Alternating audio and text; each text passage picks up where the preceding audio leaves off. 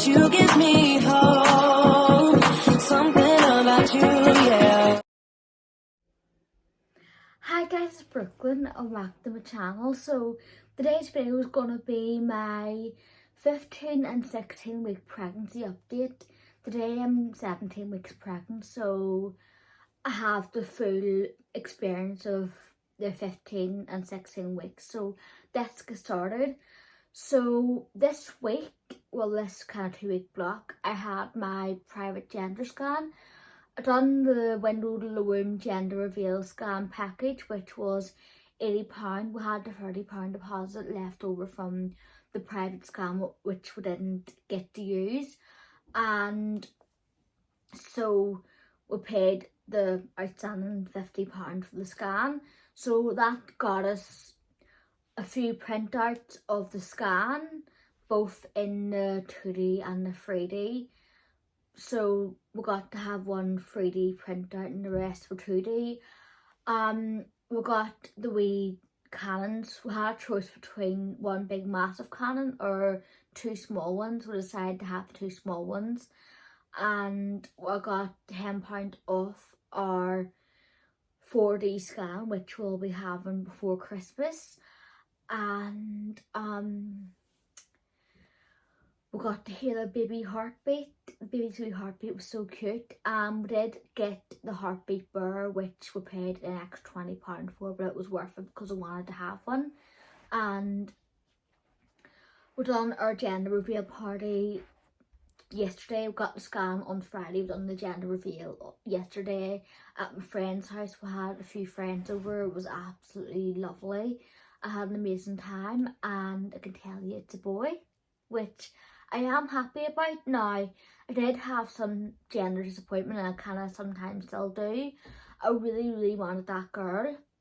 I really wanted that girl because it's kind of a deep-rooted meaning. Sorry if you see the crap in the background with pillows and all. I'm not a tramp. I just have to get this video done. I can't be bothered to get that room tied up, but it will happen tomorrow, I promise. But I did get, like, I felt a bit disappointed at the party. I'm not gonna lie, and I feel bad even saying this, but it's my genuine feelings. I did have that, like, why can't I get a mini me? Why can't I get a girl? I don't know how to deal with a boy, and most of that is deep rooted from other stuff that's happened in my life, like important female figures, like my ex-best friend walking out not having, like, it's hard to really say. I've always wanted a mini me, even when I was like a child. I've always been jealous of these people who have twins or close sisters, because I've never really had that, and I was like, why can't I have that? And then trying to find that throughout my life, and then I was like, well, when my ex-best friend, he was like that, so that thing kind of went away, that need. But then since she walked out, which this is going to turn into a sad video, but I am going to do another video on gender disappointment. But when she walked out when I needed her the most, that feeling just got worse. It came back with a vengeance, and it got worse, and I was like, well, if I don't get that with a friend, then I might get it with a daughter, and looks like I'm not getting a daughter anymore. But I am blessed to have a son. I'm grateful to have a son. I know people will be saying to me, well, there are people who can't even have kids, and I know that, and I feel bad for that, but my feelings are valid too. And I was like, even though I was happy, I was like, and I knew it was going to be a boy, I was like, I just wanted that girl so badly, so badly. And I'm just praying that child's an easy child, and I get plenty of support, like a village. I need that village more than ever, because I can see myself of that child's high needs or anything having some sort of postnatal depression, which I pray doesn't happen. I pray I'm still able to get like breaks and having support around me, and I'm not left like people walking out of me left, right and centre. This is getting personal. I didn't mean to get personal, but I'm kind of just trying to explain how I feel And it's nothing against that child. I love that child. I love the baby boy. I love my baby boy, but it's just my feelings in the moment like that. It's normal. Like, people have had gender disappointment. It is normal. But I suppose when you have that really strong preference and you don't get it this time, maybe next time, then it does really irk you. And that's me. Like, a lot of people in my family and my in-laws have mini-me's, but yeah, but it's like, it's so like two like mixed feelings going on. It's so hard to explain, but I know I'll probably end up having to cut parts of this out because I probably do come across as ungrateful. I'm not. I'm just explaining how I am. But yeah, baby is healthy, which is the main thing.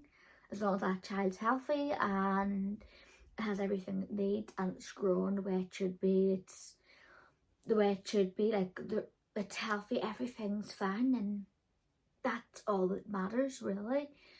And we got to see the wee face and all. It was so cute. It looks just spitting image of my husband, and you'll see.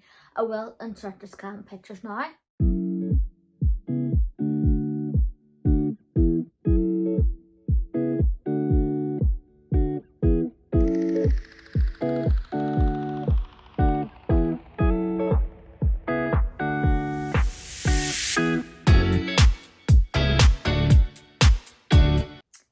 So I think you can tell it was my husband's face there.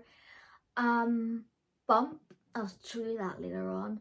Symptoms wise, I haven't really been having that many symptoms. I've actually had, the thing I have had is like still sore boobs, more like when temperature changes and stuff like that. I'm sensitive that way. Little bit of tiredness, but it isn't that bad. Also, I got another bit of news at the start of week 15 that that quadruple test, I don't know if I said this before, I don't think I did, came back as a high chance of Down syndrome, 1 in 26, which did, even though I wouldn't, like, I would still love my child if I had Down syndrome, it did kind of put a bit of like, well, I'm not going to be the best parent to parent that child. Like, that kind of thing, I'm not going to be good enough for it. But I'm just praying to God that everything works out, and that even if they did have Down syndrome, then he'd provide the support and the help and the strength to, and the tools and everything to be able to parent that child. Do you know what I mean? But yeah, I've noticed with my hair, it's grown loads. Like, I got my roots done 4 weeks ago and I've got like inch long roots, and I'm booking in to get my hair done again because I want to go white. And my hair has grew lots. Like, this pregnancy really has been growing like a weed. Nails too, my nails, I do have some gel polish on, but they've been growing quite a lot too. Got these on a week and a half ago, and it looks like 2 weeks of growth for me, which means I get my nails on more often. I do them myself or get someone to do them in the salon I work at, which is lovely. What else? I think that's it to update you on. If there's anything, I'll just kind of put a wee thing, what's it called again, like a text box thing, and explain it that way, or a voiceover. I'm going to show you the bump before because I don't really have much time else to explain and really go into detail. So I am actually wearing a maternity top. I will just move you back just that little bit more. I'm wearing a maternity top, and if you see a mess in the background, ignore, okay? So from the front, it does have a slight bit of a bump, but it doesn't really look obvious. From the side, you can see it's starting to form more, but obviously still not like a full-on bump, which I don't want to be just yet, because it's less likely to go down after the birth, and being too big will make me feel uncomfortable because I am only tiny, as you can tell from the other side. And then lift this top up. This outfit's from Shein too, by the way, if you're just wondering. I need some maternity as well. From the front, it just looks like that. And the panties, I've actually seen the pants, but I don't care. From the side. And then from the other side, you can see a bump forming, but it isn't like massive. So that's my 15 and 16 week pregnancy update. I hope you enjoyed it, and I'll see you again for the next one. Stay gorgeous. God bless. Bye.